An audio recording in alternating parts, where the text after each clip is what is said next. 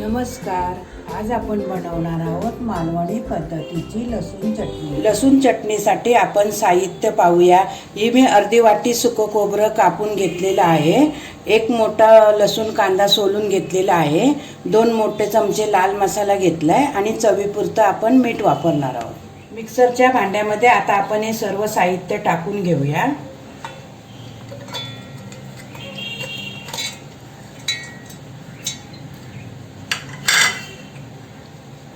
लसूण,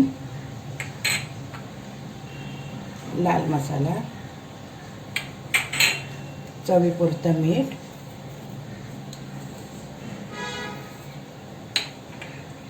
आता आपण मिक्सरमध्ये वाटून घेऊया. आपण चटणी वाटताना आहे ना, मिक्सर असं चालू बंद करून वाटायची आहे. एकदम अशी बारीक वाटायची नाही आहे.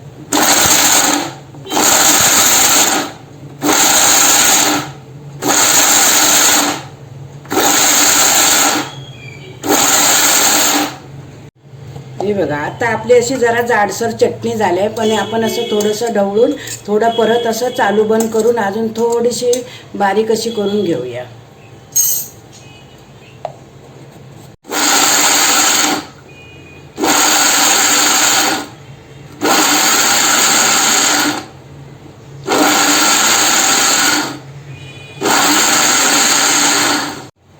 हे बघा, अशा प्रकारे आता आपली ही चटणी वाटून झालेली आहे. बघा, जास्त जाड पण नाही, जास्त बारीक पण नाही. बघा,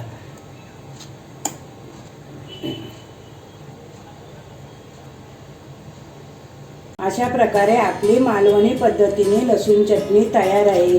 ही चटणी आपण तांदळाच्या भाकरी बरोबर किंवा चपाती बरोबर थोडं खोबऱ्याचं तेल टाकून सुद्धा खाऊ शकता, किंवा आपण वडापाव आणि कांदा भजी बरोबर किंवा कोणत्याही भजी बरोबर खाऊ शकतो.